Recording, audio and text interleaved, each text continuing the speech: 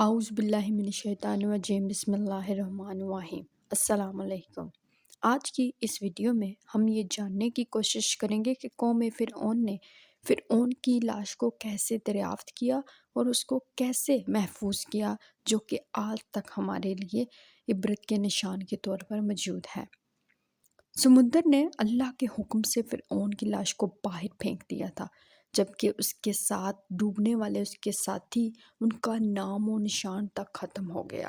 اللہ کے حکم سے مصریوں میں سے کسی شخص نے فرعون کی لاش کو سمندر کنارے دیکھا تو فوراً پہچان لیا اور محل میں خبر پہنچائی۔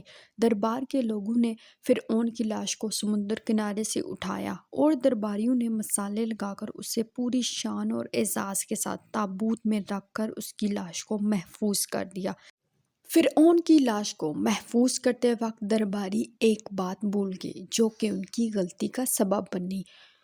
چونکہ فرعون سمندر میں ڈوب کر مرا تھا اور کافی عرصہ تک اس کی لاش لاپتہ رہی، یعنی سمندر میں رہی، تو سمندری نمکیات اس کے جسم پر ایک خاص تہ میں موجود تھی۔ جب اہل دربار نے فرعون کی لاش کو محفوظ کیا تو وہ یہ تہ ہٹانا بھول گئے۔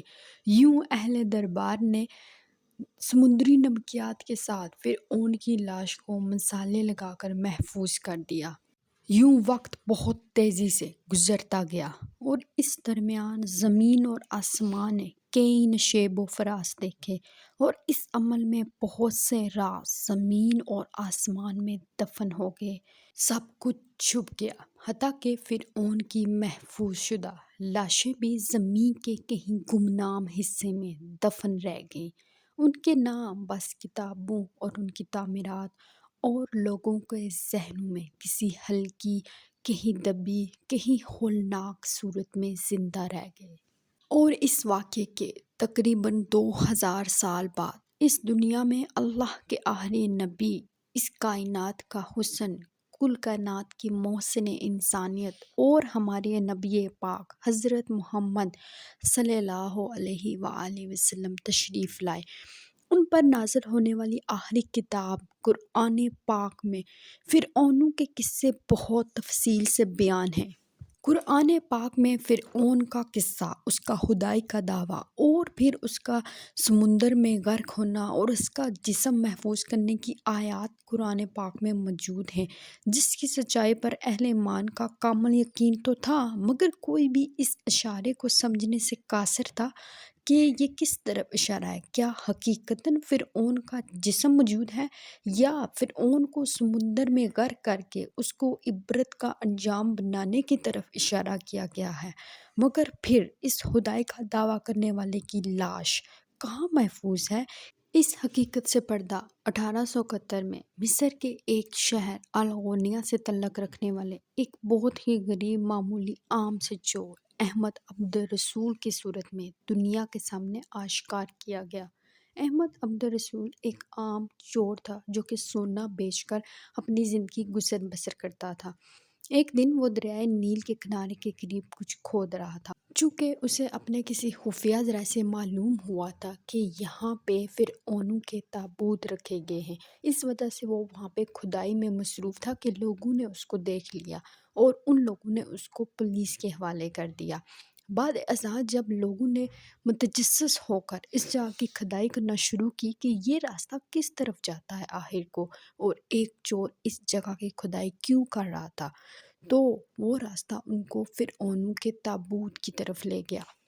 اور یوں 1851 میں بہت سی دیگر ممیوں کے ساتھ فرعون کی ممی بھی دریافت ہوگی، اور اس کے کفن پہ سینے کی طرف اس کا نام لکھا ہوا تھا، جو کہ اس کی پہچان کے لیے کافی تھا۔ مگر تحقیق اور جستجو، چونکہ فرعون سمندر میں غرق ہو چکا تھا سب دنیا کی نظروں میں، مگر بچانے والے نے، عبرت کا نشان بنانے والے نے اس کی لاش کو کیسے محفوظ کرایا، اس بات پہ دنیا حیران تھی۔ یوں دنیا بھر کے سائنسدان، آثار قدیمہ اور ماہرین سب کا ایک جمع غفیر مصر کی جانب دوڑا، اور چونکہ اہل دربار سمندری نمکیات فرعون کی ممی سے ہٹانا بھول گئے تھے، اور یوں دنیا بھر کے محققین نے جب اپنی ریسرچ کی، سائنسی اعتبار سے دیکھا، جانچا، پڑتال کی کہ کیا یہ وہی فرعون ہے جو سمندر میں ڈبویا گیا تھا تو اس کے جسم پر موجود نمکیات کی ایک خاص طے اس کے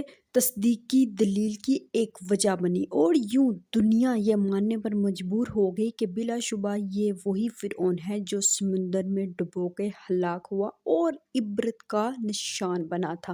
اور یوں فرعون کی ممی کو مصر کے عجائب گھر میں بھجوا دیا گیا۔ اور جب 1982 میں ایک بار پھر فرعون کی ممی خراب ہونے لگی تو اس وقت کی مصری حکومت نے فرانس کی حکومت سے یہ درخواست کی کہ وہ اس ممی کو محفوظ کرنے میں ان کی مدد کریں۔ نیز مصر کی حکومت نے فرانس کی حکومت سے یہ درخواست کی کہ جدید سائنسی آلات سے یہ معلوم کرنے کی کوشش کی جائے کہ اس ممی کے مرنے کا کیا سبب تھا۔ اور یوں مصر اور فرانس دونوں کی حکومتوں کے تعاون سے مصر سے فرعون کی لاش کو فرانس لے جایا گیا، اور جہاں پر اس کا استقبال اس وقت کے فرانسیسی صدر اور حکومت کے اعلیٰ عہدیدار، وزراء اور فوج کے اعلیٰ افسران نے کیا۔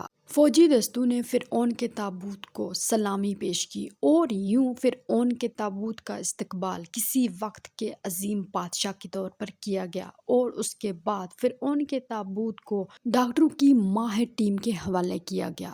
اس ٹیم کا سربراہ ڈاکٹر مورس بکائی تھا، اور جدید مائکروسکوپ اور ٹیسٹوں کے ذریعے فرعون کے جسم کے اعضاء کا باریک بینی سے جائزہ لیا گیا، اور یوں ایک بار پھر فرعون کے جسم پہ سمندری نمکیات کے ذرات موجود ہونے کی حقیقت کا ادراک ہوا، اور ساتھ میں اس بات کی تصدیق ہوئی کہ اس کی موت پانی میں ڈوب کے مرنے سے ہوئی۔ ڈاکٹر مورس بکائی کے لیے یہ بات بہت زیادہ حیران کن تھی کہ ایک وقت کے بادشاہ کی موت پانی میں ڈوب کے مرنے سے ہوئی۔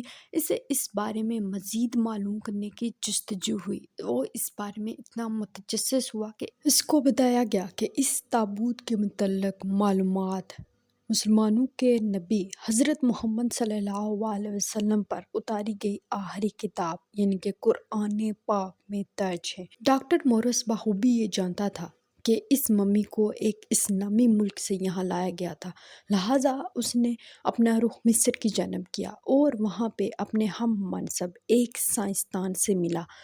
اس سائنسدان نے ڈاکٹر مورس کو قرآن پاک کی سورہ یونس کی آیت نمبر 91 اور 92 کا لفظ بلفظ ترجمہ پڑھ کر سنایا، جس میں فرعون کا دعویٰ خدائی اور پھر اس کا انجام سمندر میں غرق ہونا، اور پھر سمندر کا اس لاش کو باہر پھینکنا، اور پھر اس کا محفوظ کیا جانا، اور پھر کئی صدیوں بعد اس کی لاش کا ظاہر ہونا، دوبارہ سائنسی مدد سے اس لاش کو محفوظ کرنے کا ذکر سنا تو ڈاکٹر مورس یہ کہہ اٹھا کہ بے شک تمہارا رب سچ ہے، بے شک تمہارے رب کا محبوب تمہارا نبی سچا ہے، اور بے شک عبادت کرنے کے لائق صرف اللہ ہے، اور وہ ہمیشہ سے ہے اور ہمیشہ رہے گا۔